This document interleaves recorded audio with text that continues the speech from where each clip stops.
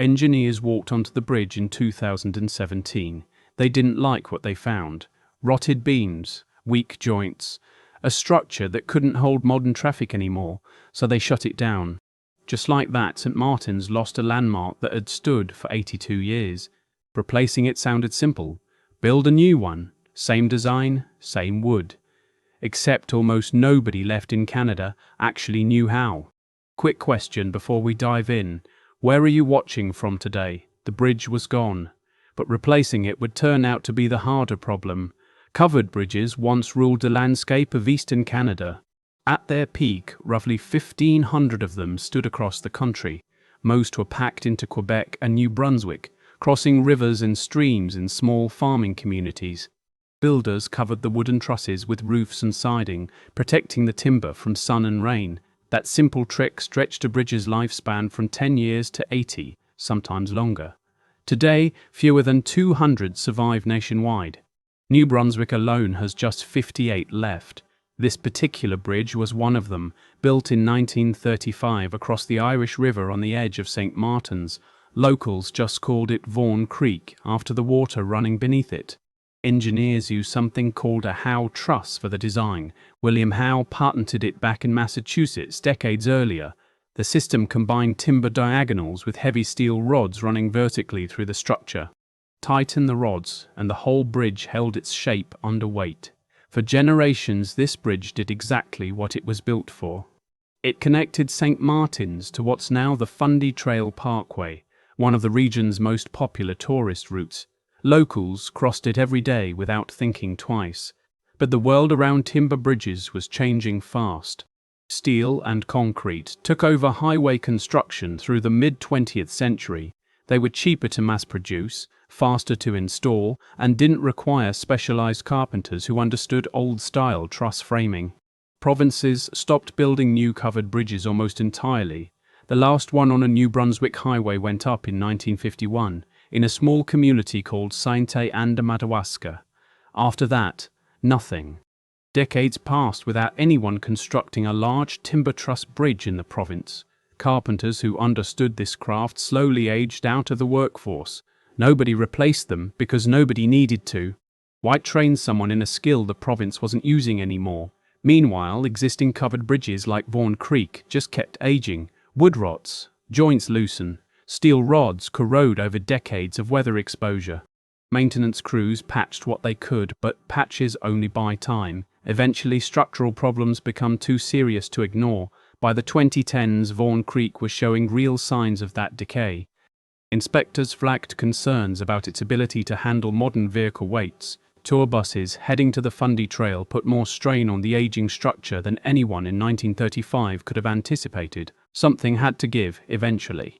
Nobody quite knew it would happen the way it did. For 70 years, nobody in the province needed that skill. Then, suddenly, they did. June 2017, inspectors made their decision official. Vaughan Creek itself was unsafe for heavy vehicles. Effective immediately, it closed to traffic. Crews installed a temporary steel modular bridge right beside the historic structure. It wasn't pretty, but it kept cars and trucks moving while officials figured out a permanent solution. St. Martin's is a small village, often photographed with its two covered bridges and a nearby lighthouse in the same frame. Losing one of those landmarks, even temporarily, hit residents hard. Local shop owners noticed the difference almost immediately. Tourists came specifically to see the covered bridges, and now half of that picture was missing. In January, provincial officials unveiled their plan. It wasn't what locals expected.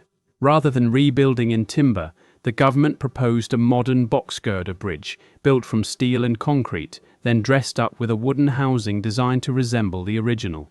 From a distance, it would look similar. Underneath, it would be an entirely different kind of structure.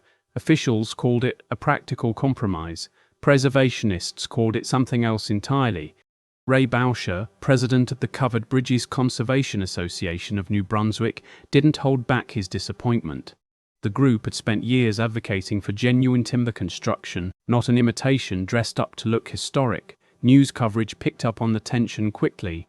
One report described the government's plan as phony, a word that stuck in public conversation. If you're going to rebuild a covered bridge, the argument went, actually build it out of timber.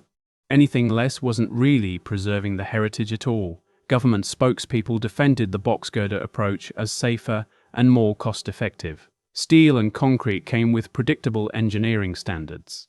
Timber trusses, especially at this scale, came with far more uncertainty. That uncertainty, as it turned out, was the real issue underneath everything.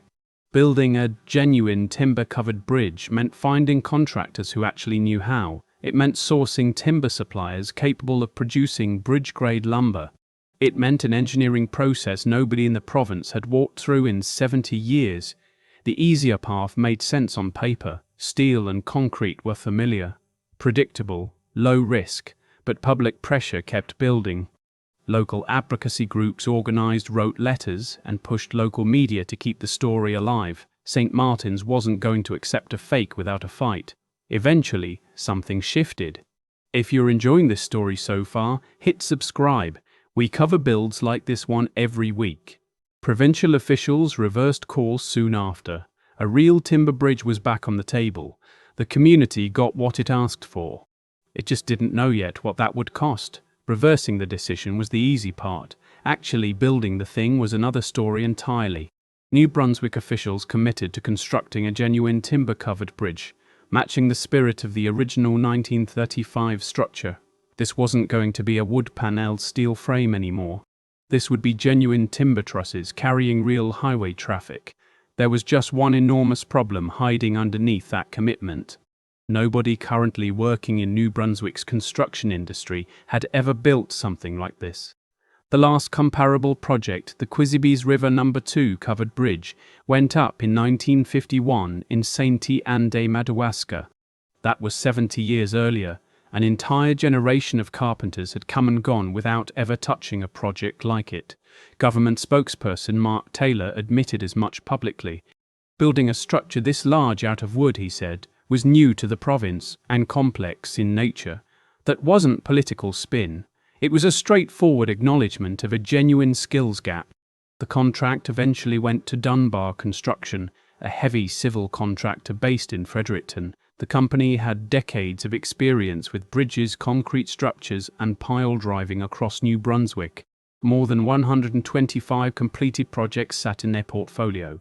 None of those projects, though, involved a large-scale timber truss bridge. This wasn't a criticism of Dunbar's skill. It reflected something bigger. Almost no active construction company in Canada still had current hands-on experience with a build like this.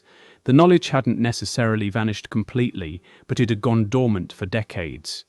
Timber framing at this scale requires precision most modern crews never practice. Every joint has to distribute weight correctly.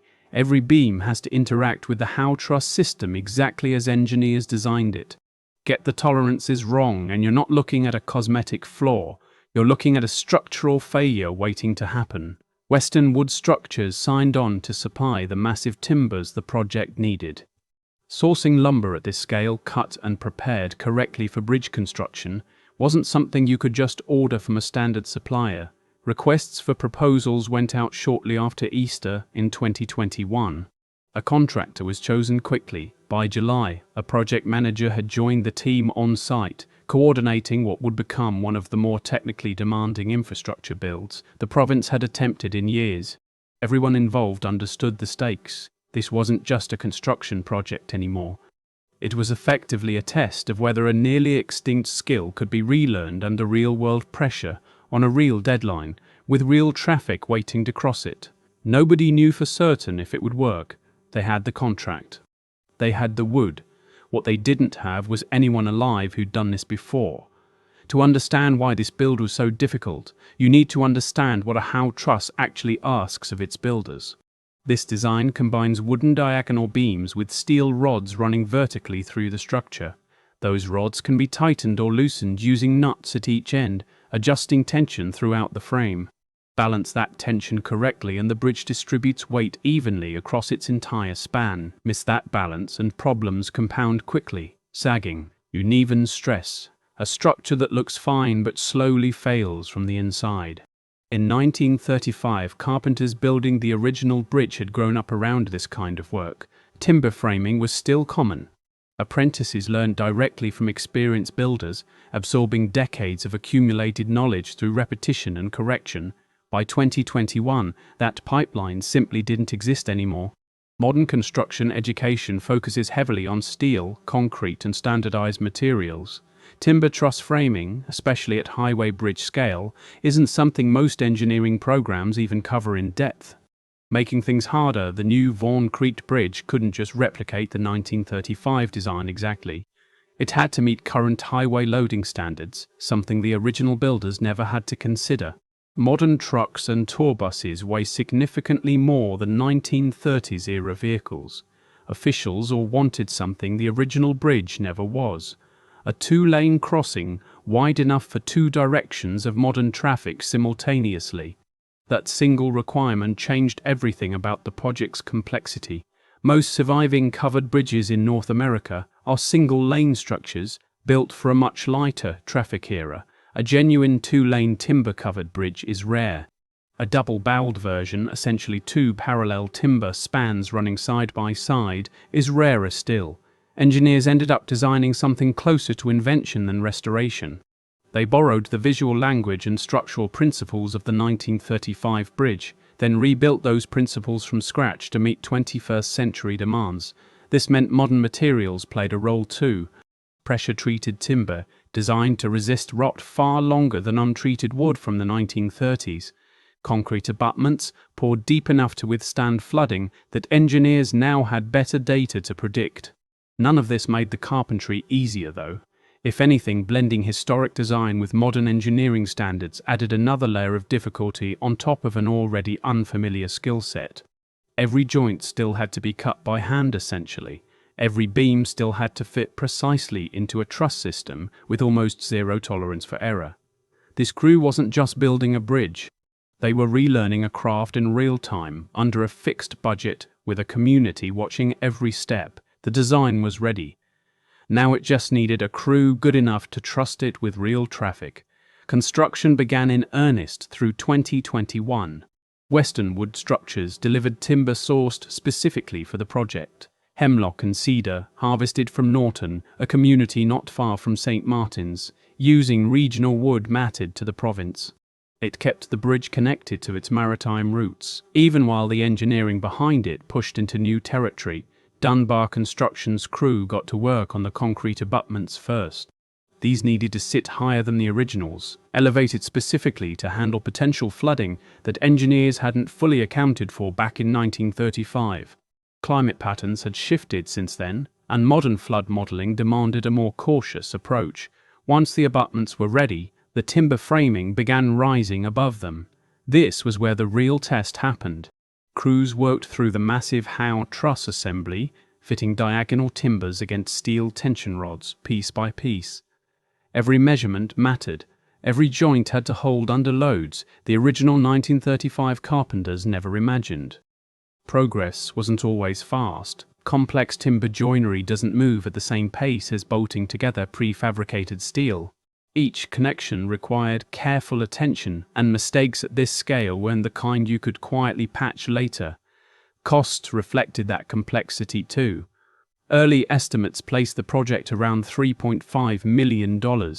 As construction progressed and the true scope became clearer, that number climbed. Government figures eventually cited a final cost closer to $6.7 million. Nobody involved seemed surprised by the increase. Building something nobody in the province had attempted in 70 years rarely stays on its original budget. The gap between estimate and reality told its own story about just how unfamiliar this kind of construction had become. Through the fall and winter, work continued despite the region's harsh coastal weather. Bay of Fundy winters aren't gentle, and outdoor timber construction doesn't pause easily for snow and wind. By spring 2022, the bridge's shape had become unmistakable. Locals driving past could finally see the new structure taking form, its silhouette echoing the bridge many of them remembered from childhood. The project stretched across roughly 14 months total, from the initial request for proposals to a finished functional bridge. For a build this technically demanding, that timeline represented serious momentum, especially given how much the crew had to learn along the way. Engineers built in modern safety margins throughout.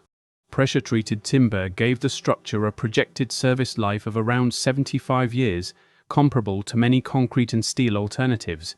By late summer, the physical work was essentially complete. What remained was the moment everyone had been waiting for. The bridge was almost finished. Whether the gamble had paid off was about to become very public. September 1st, 2022, the new Vaughan Creek covered bridge officially opened.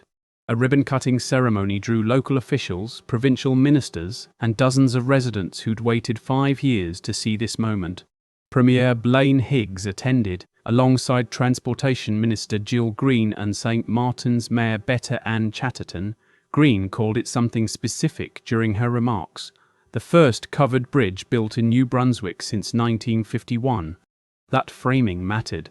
This wasn't just a replacement project, it was the return of a skill the province hadn't exercised in over 7 decades. The finished bridge measured roughly 105 feet long, considerably longer than the original 72-foot structure it replaced. It became New Brunswick's first 2-lane covered bridge, and one of only 2 double-barreled covered bridges anywhere in North America. Tour buses heading to the Fundy Trail Parkway could finally cross again, along with the commercial trucks that the old single-lane bridge had never been designed to handle. A covered pedestrian walkway ran alongside the main structure, echoing a feature from the original 1935 design. Recognition followed quickly. In 2023, the project received an ACEC-NB Engineering Excellence Award, formal acknowledgement of just how technically demanding the build had actually been. For Dunbar Construction, the project represented something beyond a typical contract. For a brief window in 2021 and 2022, their crew held something almost nobody else in Canada could claim: genuine, current, hands-on experience building a large-scale timber truss-covered bridge to modern engineering standards. That knowledge doesn't just theoretically exist in old textbooks anymore. It lives in the specific memory of a specific group of people who solved real problems on this exact job site. Whether that knowledge gets passed forward remains an open question. Covered bridge construction is still rare enough that another project like this might not come along again for years, maybe decades. But for now, the proof exists. A skill that sat completely dormant for 70 years didn't disappear. It waited, and when a community refused to accept a fake replacement, that skill found its way back into practice. Ray Boucher, who'd spent years fighting for exactly this outcome, got to see his advocacy translate into a real, standing structure. Locals got their landmark back, rebuilt stronger and wider than before. The story of Vaughan Creek isn't really about one bridge in one small maritime village. It's about what happens when a community insists on the harder, more honest option, even when nobody's quite sure anyone can still deliver it. New Brunswick got its bridge back, but it also got something rarer: proof the skill wasn't gone. 70 years of silence, then one bridge broke it. The crew that built Vaughan Creek proved a nearly extinct skill just needed one more chance. Sometimes the hardest path is the only honest one. If you enjoyed this story, hit subscribe for more lost construction history.